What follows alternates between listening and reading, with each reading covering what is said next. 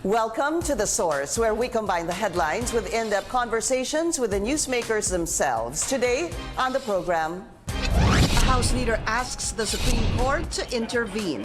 Dumudulog kami ngayon sa Korte Suprema para ipaglaban ng mahigit 1 milyon na mga kawani ng gobyerno na matanggap ang kanilang legal na karapatan sa dagdag na sweldo. We have to wait for the passage of the 2019 General Appropriations Act. Otherwise, we do not have legal basis for the implementation of the fourth tranche.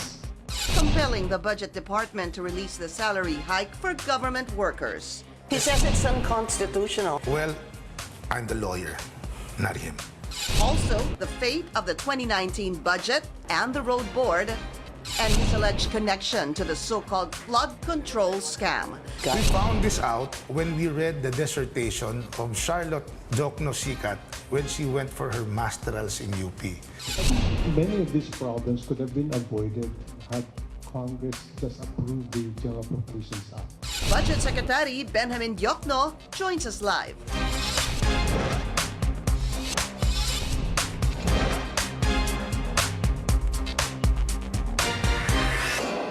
This program is brought to you by Bank of Commerce, an affiliate of San Miguel Corporation.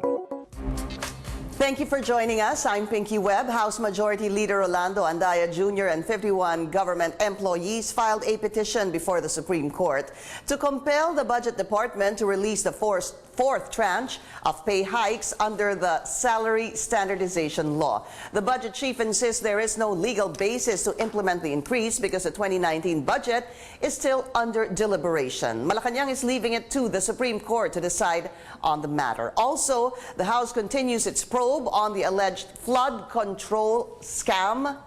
Let's go straight to the source of the story. Budget Secretary Ben Diokno. Secretary, good to have you. We had Kong Andaya yesterday. We have you today to answer. Good morning. Good morning to you, sir. So let me start with this, a big story. The 75 billion peso that was allotted for the 2019 budget has been deleted by the Senate, apparently, according to Senator Ping Lacson and Senator Loren Legarda. Well, as a matter of policy, we do not comment on what Congress, what the House or the Senate did to the President's budget. Pinky, this is my 10th budget. 5 under Cory, 2 under President Erap, and 3 under President Duterte. We do not comment on what happened in the House, what happened in the Senate, because that's not final yet. There's a third House, the BICAM. So we just look at the enrolled copy of the bill. And when it gets to us, then that's where we compare our budget and what Congress did to the budget, the President's budget. So as a matter of policy, we do not comment on what happened yesterday at the Senate, because the senators are looking into this because of the accusation of Congressman Rolando Andaya. But to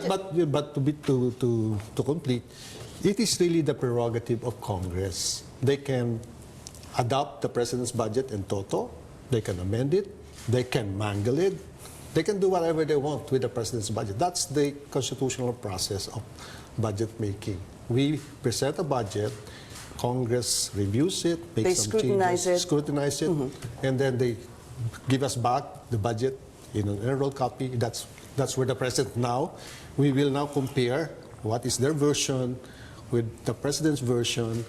And you know the President has what is called line item veto power. We can look at each line by line, and if there are changes, the President will have to make a judgment whether this is an improvement or not an improvement over the President's budget, and he can actually exercise line item veto power. He can cross it out, cancel it, cross it out, and then sign the budget as is, except those which he crossed out. In other words, if there's any part of the budget that he does not want to be part of, he can just cross that out, remove that, delete it. You know, even the President of the U.S. does not have that power, line item veto power. It's only the Philippine President who has that power. But Secretary Diokno, we've been talking about this for quite a while because of this 75 billion peso allotment. I'm sure you would call it, Congressman Andaya calls it. I call it adjustment. Adjustment, okay. He calls it insertion. That's wrong, because it's still within the President's area. That's part of the budget preparation. It could not have been a spur of the moment. because when I presented this budget to the President on July 9th last year, July 9th, it already has the 75 billion. Can you clear that up, Secretary? Yeah. Because the articles that are coming out is this. You presented a budget to the President, and it did not include the 75 billion False. adjustment. False. And then thereafter, sir, was the time that this 75 billion was added to the budget after that meeting with the President. That's false news, okay? When we presented the budget to the President on July 9th, it already has the 75 billion in it. And in fact, it has been endorsed by Secretary Villar. You know why it's not possible for me to change? Because the following day we were already at the press printing the camera-ready 5,000-page document. 5,000-page document. It was at the time of the presentation to the President, the budget was already camera-ready. Okay? Here's the question, though. If you're saying that it was part of the presentation to the President last July 9, endorsed by Villar, I guess, sir, the question that needs to be answered is, why is Secretary Villar saying that he did not know about the 75 billion peso adjustment? Then he's wrong. It's there. All the secretaries are present. I think maybe you can check the record. Maybe he was not there during the presentation. Maybe it was his undersecretary who was present during the cabinet. But it was there in the July 9th meeting. Sec Ben, didn't you ask Secretary Villar why he's saying that he did not know about the adjustment? Because that's been talked about a lot. Yeah. Secretary Diokno added 75 billion pesos without the knowledge of the DPWH secretary. It's not possible because, as I said, the budget was camera ready at that time. And the DPWH was represented in the cabinet. I don't know whether he was present or not during the cabinet meeting, but it's there. Okay, my question is this, sir. You don't know if he was there or not. That's okay. I don't remember. Okay, you don't remember rather. But didn't you not talk to him, sir? Secretary Villar, ano ba nangyayari sa atin? Sinasabi mo, hindi mo alam. Sino ba yung nandun nung cabinet meeting? Did you not inquire? No, but Are you guys not talking about it? I don't want to give the impression that I'm influencing him. He has to make up his mind what he wants to say. You see? Didn't he make up his mind that he already said he didn't know about it, sir? You talk to any cabinet secretary. I don't talk to them on this matter. Yeah? I give them their budget. That's it. That's the end of it. Do you think, though, that became a problem because the other secretary, the DPWH secretary, says he doesn't know? So then that raises suspicion, sir. No, Did that cause a major problem, sir? But we have on record his signature that he acknowledges that. There is that 75 billion. Kasama ho yun from the 400. Yes. You know, the numbers it originated as about 600 plus, 620. That was the budget they wanted. Yes. That was the request. 620. Now, after initial review, it became 480. And then we look at the infra budget. Our target was about 5% of GDP, which is, so we adjusted his budget by 75 plus. Right. And so it became 555. Yeah. Hence 555. Yeah. So sir, I know you're saying that there's still a BICAM, but here's the thing, sir. If the senators, Senator Ping, Senator Loren Legarda, deleted the 75 billion, does that make the accusation of Congressman Andaya correct? That it's an insertion and it's not an insertion. It's part of the budget process on our part, budget preparation process. An insertion, I don't know what they call it. On their part, it's not an insertion, it's an amendment. They can amend the president's budget, as I said, and we will, of course, compare their version. I understand, with sir. the president's version. No, sir. What I'm trying to say. Let's not talk about insertion or. But that's not my word, sir. That's what he is calling it. He's calling it a 75 billion insertion. No, I talked with the president about this, and I made it very clear that it's already part of the. That's his first question. Was the 75 part of? Yes, sir, because it's already there, and as I explained earlier, the budget at that time was already camera ready. Okay, understand. Sir, when did you talk to, when was this discussion with the President, President Duterte? Before Christmas. Okay, and how did it go, sir? Tinanong ho ba niya kayo, Ben? Ano ba to? Because I asked for the meeting myself, and then that's his first question. Nariyan ba yan? Yes, sir. That's it. End of the story. Tapos na. And then we talk about the request of the Senate at that time for us not to hold a special session, because we were really at that time determined to call for a special session to get this done. And the senators were actually really considering that. Yeah, remember, at some point, Senator they made a Mitsubiri. request because they were tired already. They were holding sessions till 2 o'clock in the morning because they got the budget late from this House. Okay. And the third item is on the Road Users Board. I asked him, anong gagawin mo na? So, abolish Pa the rin. Road Users Board. Yeah. But that was before Christmas, That right? was before Christmas. All right. And there has been no change since then. So, okay, so now the Senate takes it out. That's the prerogative of the Senate, sir, or even Congress, 75 billion. You call it adjustment, they call it insertion, sir. I'll call it both because you both have different words to call this. So now, Congressman Andaya was here as a guest yesterday, sir, and then he said that he wants to focus on among the 75 billion adjustment or insertion, he wants to focus on the 14 billion peso flood control project, sir. That, it went to the area of your in-laws, where your in-laws are They are not number my one. in-laws, by the way. The Hamors are not my in-laws, okay? My daughter is married to a Sikat whose father died, and the mother remarried. So the Hamors are not my relatives, okay? Pero ano bang tawag doon, sir? Balae at... That's the Tagalog word. In English, there's no such thing. Okay, so this is it, sir. So just to see that the connection here. See how far my connection is. In any event, the DBM is not involved in project implementation and choice of contractors. Okay, we are not involved in that. It is the line agencies who choose the contractors through open competitive bidding. That's by law. Okay.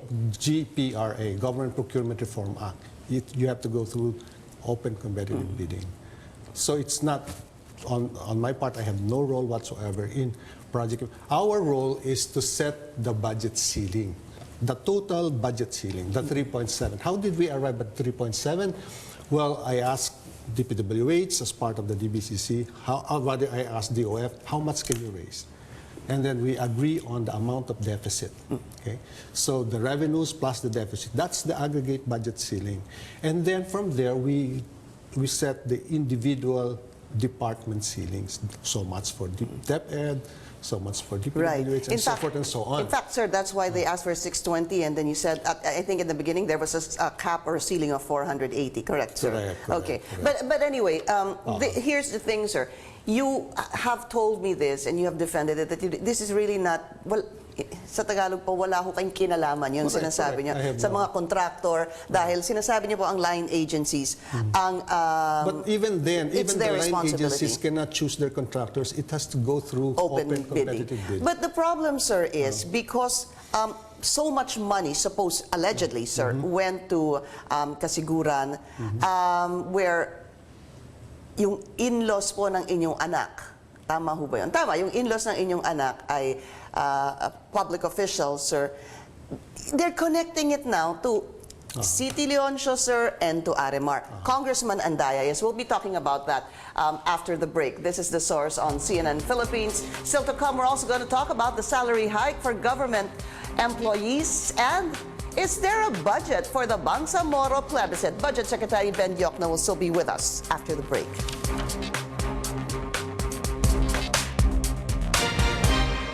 You're watching The Source on CNN Philippines. Our guest today, Budget Secretary Ben Diokno. So I'm just going to go straight to the point. Congressman Andaya is basically saying there's a problem here on conflict of interest. Kahit na po sabihin ninyo na hindi kayo po yun, yung po line agency and it's open bidding, you have yung pong in-laws ng inyong anak na incorporators, allegedly, sir, ng Arimar. And Arimar supposedly bad contracts. And well, let's listen to Congressman Andaya's interview yesterday, a portion of that interview. I am currently in possession now of 6 deposit slips, totaling to 70 million, all going to the account of Arimar. for projects which they never undertook. It's all indicated in the deposit slip that it is for collection from government contracts, which they never won. It goes beyond the 50 million mark. Secondly, it goes to just one account, which they own. Now, if that's not plunder, I don't know what it is. Care to react, sir? First of all, Arimar yun eh. So I don't know what that company is. I'm not related to the Arimars, right? First, he was linking me to the construction City company. Leoncio. City Leoncio. I don't even know them, right? So I think he's, all these allegations, if he has a case against Arimar or City Leoncio, file a case against them. I don't care.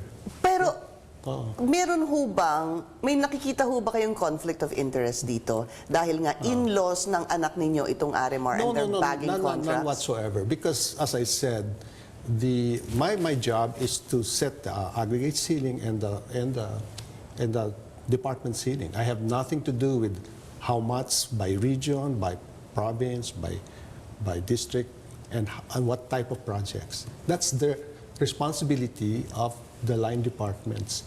And in the choice of the contractors, they have to go through an open competitive bidding. But he goes on to say this, sir. I said, after the Naga hearing, he was saying that lumapit sa kanya yung mga contractor at nagsabi nga na kailangan daw nila magbigay ng commission dito sa Arimar, which the incorporators are the family, the in-laws of your daughter. I even asked him, why would they do that, Congressman Anday? Ba't sila lalapit sa inyo? Because they wanted fair play. Let's listen to that particular soundbite of Congressman Andaya. They wanted fair play because it's been going on for 2 years.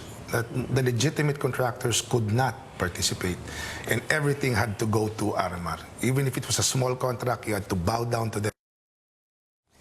So All these are allegations, okay? Unfounded allegations. I mean, I will show you na he keeps on telling lies. For example, he says, wala daw budget yung BOL.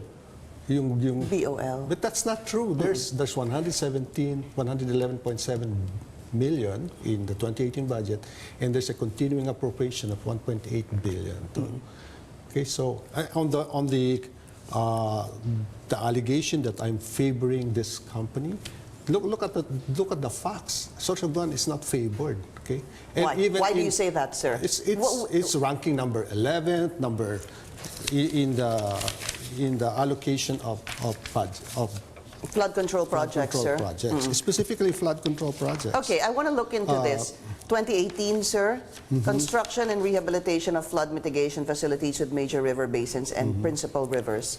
Sorsogon is ranked 22. Number 22, yes. With 300. That does not support the allegation that we are favoring. In fact, in 2019, the town of what's that, Hamor, zero appropriation for Kasiguran. Kasiguran, zero appropriation. That's not In favored. 2019, sir? In 2019. Well, zero. Yeah, I read an article also today at the Inquirer saying So that the these are DPWH... all, he's been telling lies all along. Okay. So there's no appropriation for flood control, to be specific, sir, for flood control sa Kasiguran in Sorsogon. Yes. So wala hong napunta doon? Wala, zero. Why did it take you just now to say that, sir? Because I don't have the data. It's DPWH who has the data, and they said it. Yeah, it's See, true. that supports my contention. I don't micromanage. No. During their term, maybe they are micromanaging everything, but that's not the new budget system. The new budget system is we want speedy approval, implementation of projects. So we let them go. Do you feel, though, personally, a little uncomfortable that your daughter's in-laws are incorporators of RMR and RMR is bagging contracts? Again, my daughter is not an incorporator.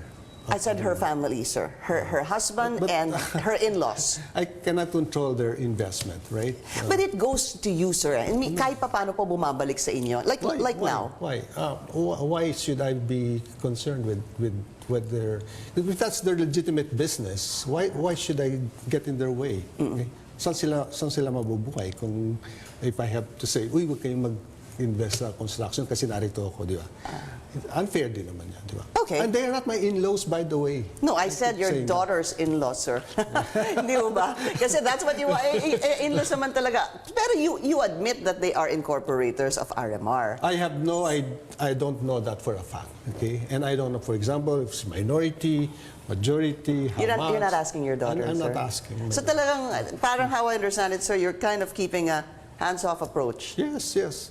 At saka, alam mo, I've been telling this, when we meet as a family, we do not talk about these things. Yeah, you told me that. Di ba? Yeah. Oo. So you said hindi kayo yung normal family na... We don't live in the same house also, right? So he has our own residence. In fact, we meet probably around maybe twice a month. That's it. But do you meet the in-laws of your daughter? I meet Jojo, my son-in-law. Your son-in-law. Yes. Siya nakikita niyo ho talaga. Pero yung kanyang mga magulang, yung stepfather and mother? I rarely see them, maybe on some occasions. Okay. Let's put it this way, sir. Maybe since you became budget chief the past 2 years, because that's what they're focusing on. How many times have you met them, the parents? Maybe Of your daughter? Twice or The 3 in-laws. times. That's it. There's a All right. wedding or whatever. Doon kayo nagkikita. All right, we'll be taking another short break. This is The Source on CNN Philippines. We'll be right back.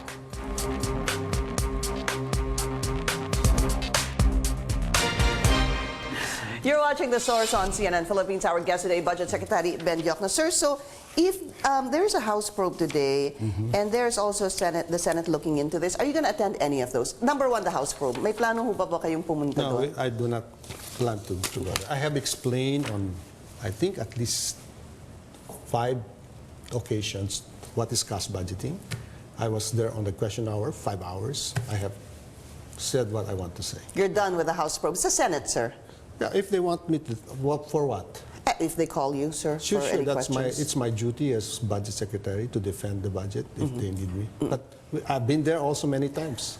Yeah, but you're still open to going to the Senate. Sure, But not the House, sir. Okay, you wanted to talk about that because you wanted to bring, Kong and Daya brought it up. It's called the PS, sir. Right. There, we have under my wing, under DBM's wing, we have a procurement service. Okay. So we procure common equipment, common supplies, etc. And in fact, we now procure for DOTR, but not DPWH. Okay. You know how much we bought last year?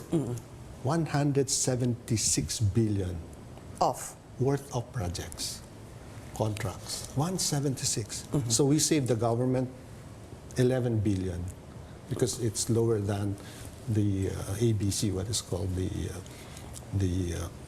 bid contract amount. Okay. Right? So you have not heard anything about this. No whiff of corruption here. See? But he is questioning that, sir. What is the question? You were buying equipment not commonly used. I asked him such as, I said, give me an example. He said, energy-saving devices. Sure. Something like that. Para, why would the DBM be the one responsible for buying such a thing? But, sir, ang haba pa ng usapan na yan, but that's another thing. I want to go first to the petition for mandamus, sir. Just a reaction on We your side. welcome it because there's a difference of opinion. He says we can give the salary increase as It's your obligation, he says, sir. no. There is under the Executive Order number 201, series of 2016. It says the implementation of the salary schedule is subject to appropriation by Congress. Since there is no appropriation, it's reenacted budget. There's no legal basis for me to give it. So we'll just wait. We'll just wait for the budget to be approved. But you also said that you will be able to give this by Feb. Hindi ba, sir? If the Senate, as promised, finish the budget By Jan before- 27. Yes, not by Feb. So by Feb, they can get it. Retroactive to January 1st. Okay? Yeah. Nothing lost. You just didn't get your increase on the Correct. first month when you were Correct, supposed for to. savings.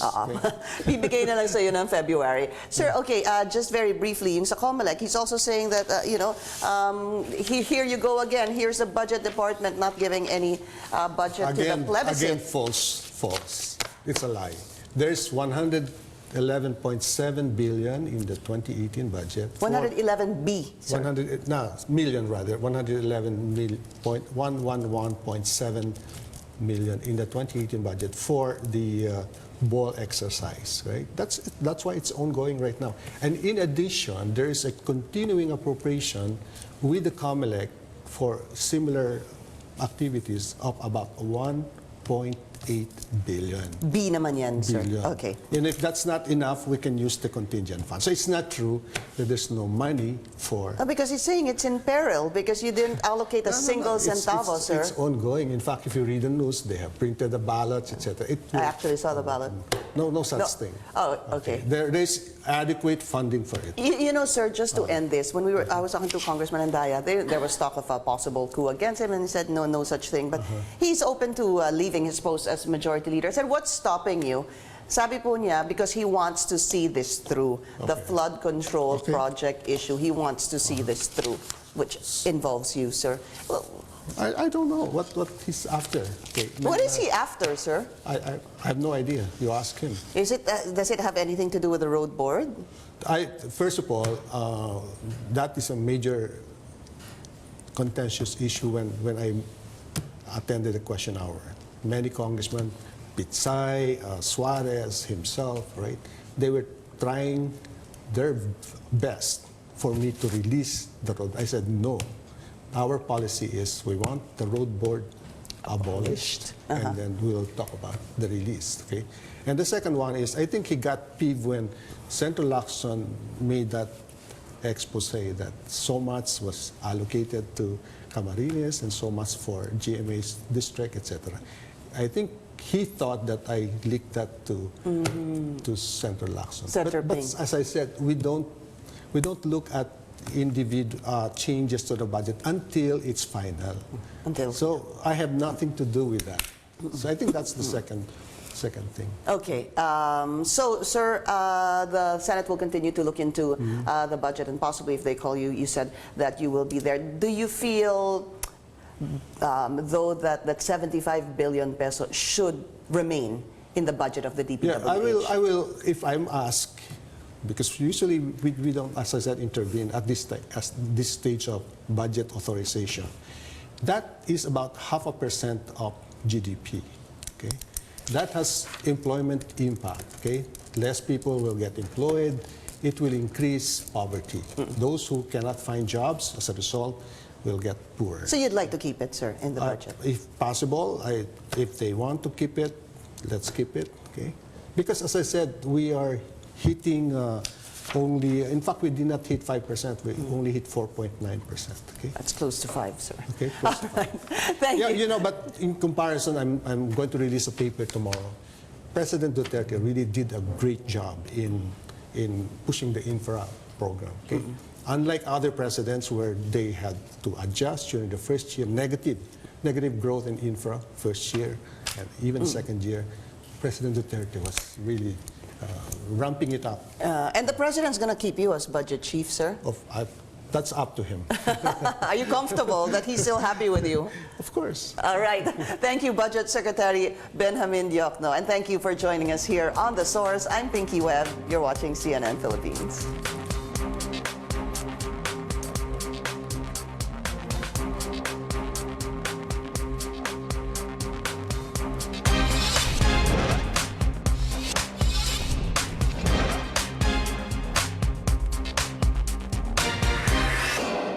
This program is brought to you by Bank of Commerce, an affiliate of San Miguel Corporation.